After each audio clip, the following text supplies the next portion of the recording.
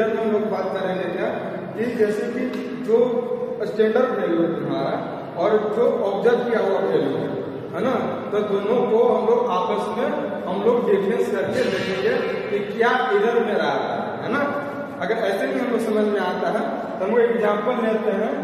Example से पहले पर इसका फॉर्मूला हम देखेंगे ना, एरर का क्या फॉर्मूला आता है। ठीक है, एरर का फॉर्मूला क्या है कि स्टैंडर्ड वैल्यू, जो तुम्हारा स्टैंडर्ड वैल्यू है जिसका सोल्यूशन तुम बना रहे हो उसका क्या स्टैंडर्ड वैल्यू है। ठीक है, और तुम जो सोल्यूशन क्या बनाए हो उससे क्या तुम वैल्यू ऑब्जर्व किए है ना, तो हम लोग दोनों में कंपेरिजन करेंगे। तो जो तुम्हारा स्टैंडर्ड वैल्यू है उससे हम लोग क्या कर देंगे, माइनस कर देंगे। इसको माइनस करेंगे, ऑब्जर्व वैल्यू को करेंगे ना, जो तुम ऑब्जर्व किए हुए हो, तब जाकर के मेरा एरर निकलेगा। ठीक है, इसके बाद मेरा क्या निकलेगा, परसेंटेज निकलेगा।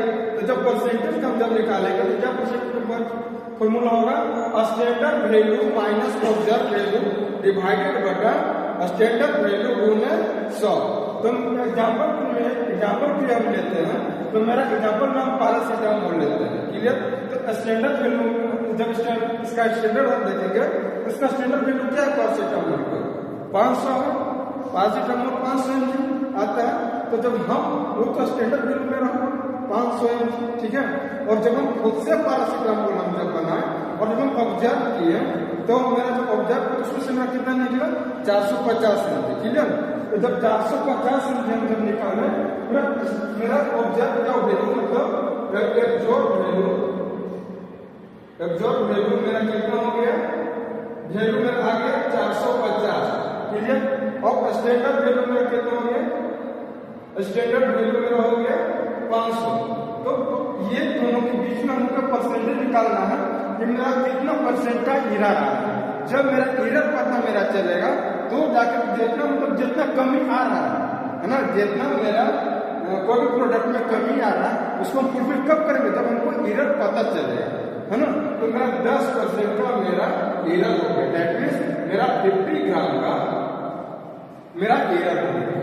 समझ में आया, यही है आपका टोटल 10% एग्जाम्पल। यहाँ पर आप देख सकते हैं कि एरर बराबर 500 हो गया माइनस 450। तो 500 से 50 में घटाए तो मेरा क्या हो गया, 50 mg एरर हो गया है ना। अगर कोई कंपनी वाला पूछता है जब आप प्रोडक्ट बनाए तो आपको कितना परसेंट हुआ, 50 mg आपका एरर हो गया। अगर कंपनी पूछता है कि कितना परसेंट हुआ, अगर परसेंट पूछेगा तो कैसे बताइएगा, तब बताइए कि एरर बराबर कैसे ले लीजिए, तो 500 माइनस 450 बटा 500 गुने 100। तो हम लोग क्या किए, 2 जीरो है ना, हम लोग काट दिए। ठीक है, तो 500 से 450 का काट देते हैं, क्या गया 50 आ गया, और नीचे 5 को लगता है 5 को 50 से डिवाइड करने से मेरा कितना आंसर आ गया, 10 आ गया। दैट मीन्स 10% लॉस या error of the product. Clear, yes है ना, ये सोर्स ऑफ एरर की बात हम लोग देखेंगे। ठीक है, पिछला हम लोग देखे कि एरर क्या होता है। ठीक है, एरर के बारे में बताया है ना, परसेंटेज ऑफ एरर के बारे में बताया। अब हम लोग देखेंगे कि जब हमारा एरर होता कहाँ से है, एरर हो रहा मानते हैं, बाकी एरर होता कहाँ से है, इसका कुछ सोर्स है। जैसे फर्स्ट हम देख सकते हैं कि error can be due to improper sampling.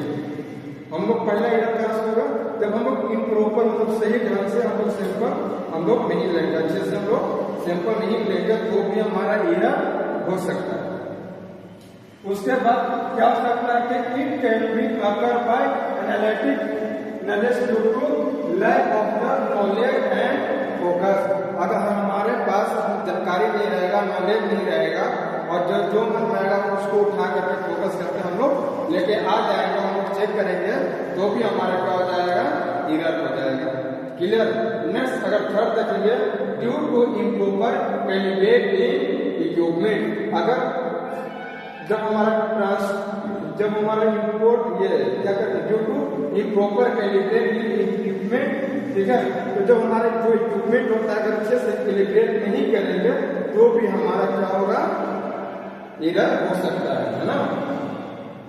उसके बाद due to incorrect observation and data. अगर हम लोग गलत डाटा लाएंगे, गलत ऑब्जर्वेशन करेंगे तो भी मेरा जा करके एरर हो जाएगा, हो जाएगा एरर हो जाएगा, है ना। उसके बाद ड्यू टू रॉन्ग कैलकुलेशन, अगर हम लोग कैलकुलेशन गलत करेंगे, गलत मेथड यूज करेंगे, तब भी जाकर के मेरा एरर हो सकता है ना। एरर होने के लिए एक ही रीजन नहीं है, बहुत सारा रीजन है ना। Due to any types of impurity, अगर किसी भी प्रकार के अगर इम्प्योरिटीज ऑब्जर्व सैंपल लेते हैं कि जो मन में उठा कर ले लिए, तो भी जाकर के हमारी एरर है ना। जैसे कि मेरा 500 mg था, 500 mg था, और हम अपने हिसाब से बनाए, तो जो मन में आया, जैसा जो समझ में आया हम बना लेते। मेरा कितना है, 450 mg है, मेरा 50 mg का क्या हो गया, एरर हो गया, है ना। अगर ये स्टैंडर्ड वॉल्यूम लेते हैं, स्टैंडर्ड लेते हैं, तो मेरा जाकर बिल्कुल वो क्या बनता है, कैरेट बनता है। मतलब हम लोग क्या किए कि हम लोग गलत सब कुछ किए, है ना। उसके बाद due to any types of impurity primitive sample, अगर कोई भी सैंपल में अगर गलत इम्प्योरिटी रहेगा, उसमें और अन्य प्रकार के एलिमेंट्स रहेगा, आयंस रहेगा, कुछ भी रहेगा, तो भी जाकर के हमारा क्या रहेगा, एरर हो सकता है ना। Due to wrong method solution, अगर हम गलत मेथड जो भी हम लोग यूज करेंगे, जो मतलब जो सही स्टैंडर्ड मेथड है उसको फॉलो नहीं कर रहे हैं, जैसे हम वैसे हम अपने हिसाब से अगर हम कर रहे हैं, तो भी जाकर के मेरा क्या होगा, एरर हो जाएगा, एटलीस्ट वो क्या हो जाएगा, गलत हो जाएगा, है ना। उसके बाद ड्यूरिंग ट्रांसपोर्ट एंड स्टोरेज, अब किस समय में हो सकता है, जब हम ट्रांसपोर्ट होता है, जैसे केमिकल आया, कोई टैबलेट आया, कुछ भी आ गया, तो ट्रांसपोर्ट होती है, तो उस ट्रांसपोर्ट के